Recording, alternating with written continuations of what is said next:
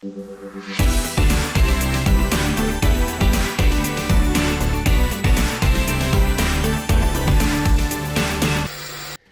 to The Stack. This is Flesh and Blood Edition. I'm Flake, and this is always brought to you by Realm Gaming Network. If you go to realmgamingnetwork.com, check out the Fall Brawl, which is now a battle-hardened. There's some contests and such. You want to get into that. You want to get into the speakeasy. Now, I have to remind you all that if you get a pre-order in on that playmat exclusive to this event, you get entered into a raffle for a free alpha draft and a free entry to the speakeasy. So please go do that. You need to do that. That's important. More about Realm Gaming. I've got Ethan Van Sant here. How are you, buddy? I'm doing fantastic, Flake, and glad that you introed with the Fall Brawl, because I'll be there, and I'm really forward to be there as well. It's going to be a lot of fun. It was fun last time, and can't wait to see everybody. Yeah, it was incredible amounts of fun, and I will be there as well. A lot of great people are going to be there, and the fact that it's a battle hardened just adds a little extra sprinkles to an otherwise awesome event. But we are here right now, my friend, to play the stack. Are you ready to play the stack? Absolutely. Play Flesh and Blood, play the stack. It all comes natural, man. I'm ready. You're a boss. I love it. Okay, for those who are unaware, I'm going to be throwing darts at my boy Ethan Van Sant here, giving him statements. And the replies are going to be, hey, that resolves. As in, hey, statement, awesome. Swish, 3 points right from downtown. Or it fizzles, as in airball, Shaq, get off the foul line. National championships should only be classic constructed. I'm going to have to go with fizzle on that, mostly because every experience I've had with playing limited just causes more...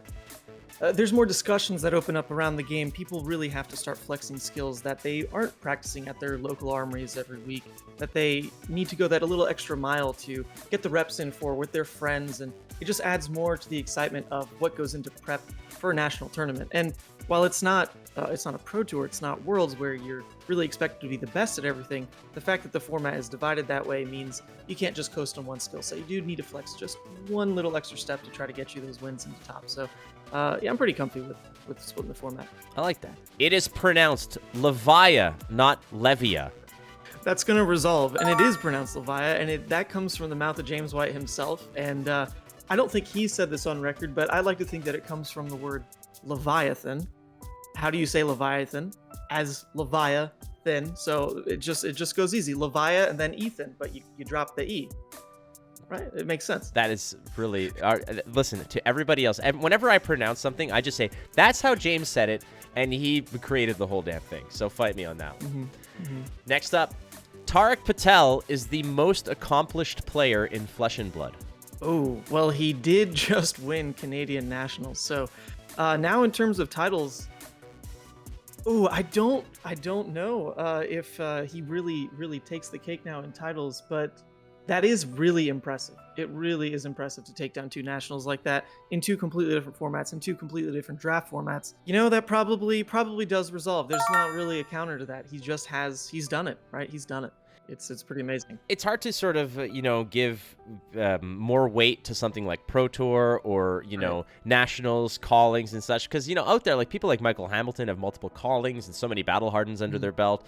So it's really difficult. But I mean, currently, as we're recording this on Tuesday the 20th, he is holding 2 titles. He's holding practically the entire North America, hostage, and his eyes are set on Mexico. So Absolutely. Oldhim will get touched by the next ban and restricted announcement. Oh wow, this is a little tough. I don't know if he's gonna get a direct piece of his Oldhim specific gear touched again, like we saw Autumn's Touch get suspended for a bit.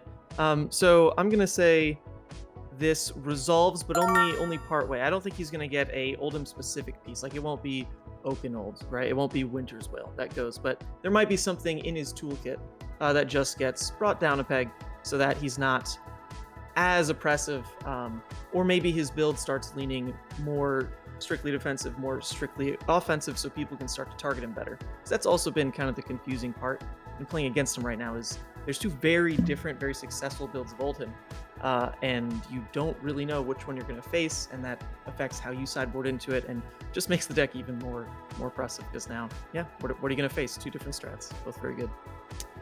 So you have seen success in constructed play, and you've also seen a lot of success on the cosplay side. So my statement to you is, in cosplay, creativity is more important than accuracy.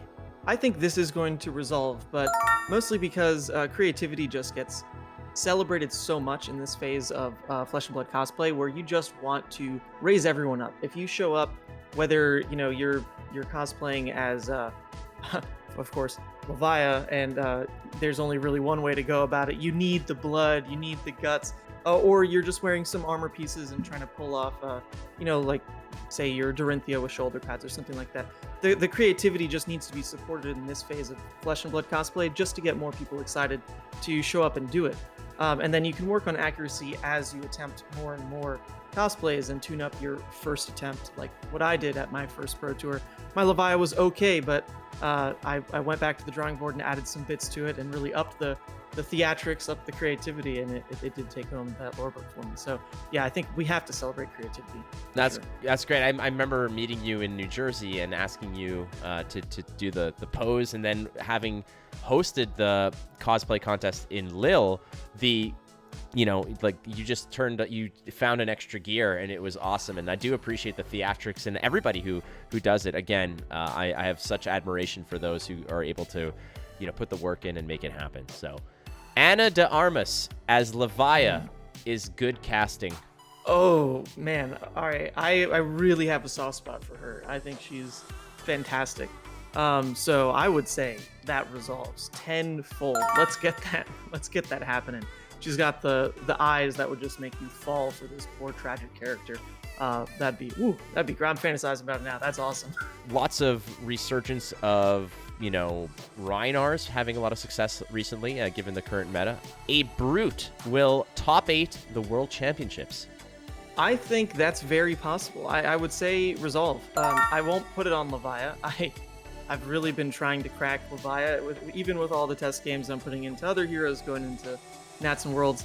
I've still always been trying to crack Levia, and having seen the success of Reinar, he really has a uniqueness right now with his ability to just push through damage that a lot of the slower decks right now want to prevent due to Intimidate, right? And that mechanic right now hits Oldhim pretty well, Dromai pretty well, Icelander pretty well. So that mechanic is finally putting in a lot of work that didn't put in a lot of work in the aggro format. So that's the uniqueness that Reinar really has, that's bringing home some of those crowns that we've seen already. So I don't think it'll be Levia, but yeah, I think it could be a Reinar for sure. Slower control metas are better than faster aggro metas. Oh yeah, I think that resolves for sure, because I think the thing that we want to do at the end of the day here when we play this game is exactly that: sit and play the game. And aggro games, even now, when you're expecting a slower meta, the aggro players talk about how a lot of aggro games are just going to be coin flips. It's just going to be a shorter game. You don't really tend to block until you're presented with lethal, and that just leads to a very short game experience. You're not playing as much of this amazing game of Flesh and Blood. So I do prefer when you can hedge most of your matchups being more mid-range, more control, because you just play more of the game, and it's just a fantastic way to spend your time. I've always been a control player at heart, and I know a lot of people kind of, they dislike that whole thing. They want to do their own thing. They don't want to be disturbed. They don't want to be messed with, and I've sort of felt that ire from players when, in Hearthstone you're playing Priest or Warrior, back in the day, or in other games, it's the Esper control and such, and ultimately people just hate the fact that the games don't take 8 minutes. They're like, they're thought out and they're methodical, and well, too bad. Like you said, it's a game with a 50-minute timer, and ultimately sometimes control decks need to be good in order to, find a win within that time frame. So it's not just about blocking, friends. It's about parsing out your resources. Ultimate Pit Fight will be the most played format in 2024. We're gonna go with Fizzle. I put a lot of faith in this upcoming PvE format to kind of get me to even branch into playing some of these offbeat heroes. I've never personally played UPF because I'm just not drawn to a format with a lot of politicking. It's not something I'm just a huge fan of. A lot of people do love it. But the PvE format, the cooperative nature of bringing multiple people to a board is a lot more exciting for me than just having more people that you need to kind of, yeah, like politic around and convince them to not kill you. That's not why I want more people on the table. I want more people to come together, band together, take down whatever this PvE threat that's upcoming. So we'll have to go with Fizzle, mostly because I just want it to be the PvE format. Let's put UPF away for a bit. I like that politicking is not necessarily is kind of like a turnoff for you, whereas for me, playing games like Risk or Settlers of Catan or even Commander and Magic, my main skill set typically is diplomacy.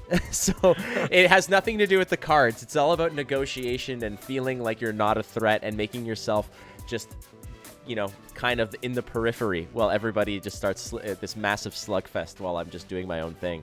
That is where I feel. I agree with you. I don't think that Ultimate Pit Fight will ever see the same kind of spotlight that something like Commander would in Magic, but I have faith in it. There's a lot of great people who really appreciate it, but yeah, it's kind of not my vibe right now either. Ethan Van Sant, aka the founder perhaps of the League of Levi, is that true? Yeah, I'd say so. I paid for all the the logo work. So. Yeah, you own it. No, that's yours. If you spent a dime, that immediately becomes that much more, infinitely more than other people. So that it is in fact yours. Thank you so much for playing the stack, and for those who want to perhaps subscribe to the League of Levi or just see more of your cosplay work, your incredible high-level gameplay as well, where is the best place to consume more Ethan Van Sant? Well, actually, it got a lot easier now than ever because while all my camera gear is still missing from my trip to France, I've taken to streaming some talishar.net. So 4 days a week, you can catch me on the Mansant YouTube channel, where I stream like 3 hours of gameplay of, just trying Nationals decks and trying Leviah brews, and it's been a lot of fun. So shout out to the community for actually tuning in and making that a great way to spend 3 hours every day. So yeah, Mansant on YouTube, that's where I'm at. I love it. You're the man. Thank you so much for doing the show, my friend, and thank you to everybody else for tuning in, to our sponsors at Realm Gaming Network, to our patrons and all that other stuff. Don't forget, you're not losing if you're learning, so we'll see you next week on The Stack. The Stack is brought to you by Realm Gaming in Mansfield, Ohio, a wonderful place to get your flesh and blood fix, but not just that, they also specialize in Magic the Gathering and Pokemon. So if that's where you need to be to get your card fix, that's the place you want to go. RealmGamingNetwork.com. Keith and Jacob, who run the place, are developing a wonderful community of fun and inclusivity. They are also the ones who put on that magnificent 10K out in Ohio. So if you want to get a good fix on cards or just play the game, if you're in the Ohio region, you want to go to Realm Gaming. RealmGamingNetwork.com.